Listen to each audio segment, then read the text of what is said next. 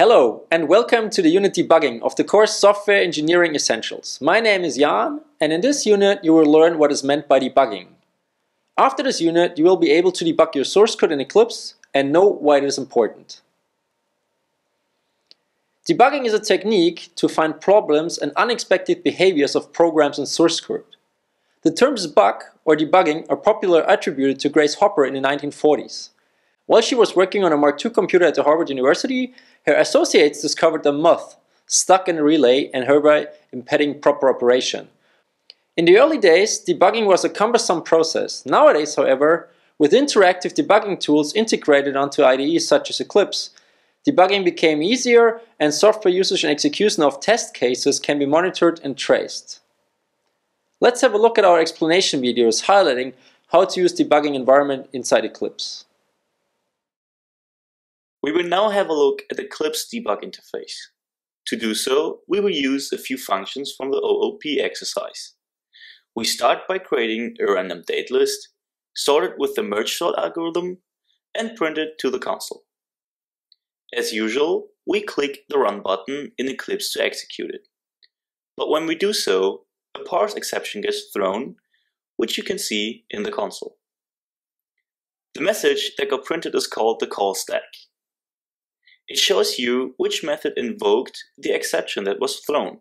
We see that the main initial entry point was line 19 at the main methods, so we set a breakpoint there.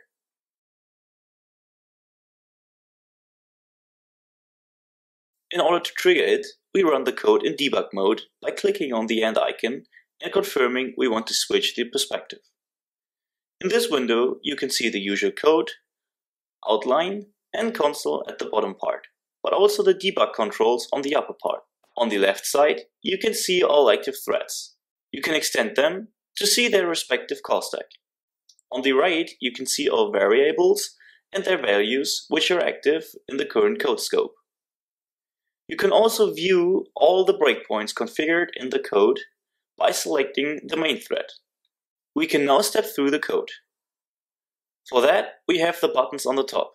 Resume continues the execution of the code, possibly until the next breakpoint. Terminate closes the complete execution. Step into steps into the function at the active green line, while step over executes the function without going inside of it. Step out steps out of the current function. We continue by stepping into the create random date list function. We can now step over a few lines and see how the variables being updated on the right. After instantiating the date format object, we notice the error. The date format object was instantiated with a dot.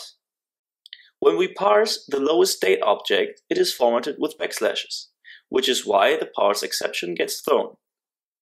We can now simply fix the error and save the code. This is called a hard replace, and Eclipse will automatically step out of the function to reset its state. We can nonetheless continue debugging and step into the function again. Notice that we can now step over the line that was throwing the exception. In order to illustrate the difference, we will leave the error in the next line. You can now see how the parse exception gets thrown at the simple date format class. We terminate the execution, switch back to the normal Java interface, fix the code, and run it again. You can now see how the dates get printed in sorted order to the console. Let's come back to the definitions we already learned in the explanation video. A compiler, which is a computer program or a set of programs that transforms source code written in one programming language, usually the source language, into another computer language, the target language, which the latter often has a binary form or is known as object code. The most common reasons for converting source code is to create an executable program. Then we have the debugger. The debugger is a computer program that is used to test and debug other programs, so the target program. Debuggers offer a more sophisticated function, such as running a program step by step, stopping at some event or specified instruction by the means of a breakpoint, and tracking the values of each of the variables. Some debuggers have the ability to modify even a program state while it's running. It may be also possible to continue execution at a different location in the program to bypass a crash or logical error. Debugger introduces additional latency and memory consumption, of course, thus decrease the performance of the system, so it might not be suitable to detect problems in performance-critical systems. Then we have the breakpoint. A breakpoint is an intentional stopping or pausing place in the program, put in place for debugging purposes. There are two different types of breakpoints: exception breakpoints and conditional breakpoints. In practice, a breakpoint consists of one or more conditions that determine when a program's execution should be interrupted. And last but not least, there's the stack trace. The stack trace is a report of an active method call hierarchy at a certain point of time for a specific thread during the execution of a software program. Each method keeps record of its state. For example, of the values of all the attributes in the class and all active variables in the current scope.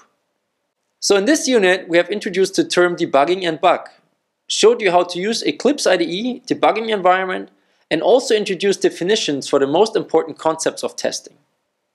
Thanks for watching. See you next time.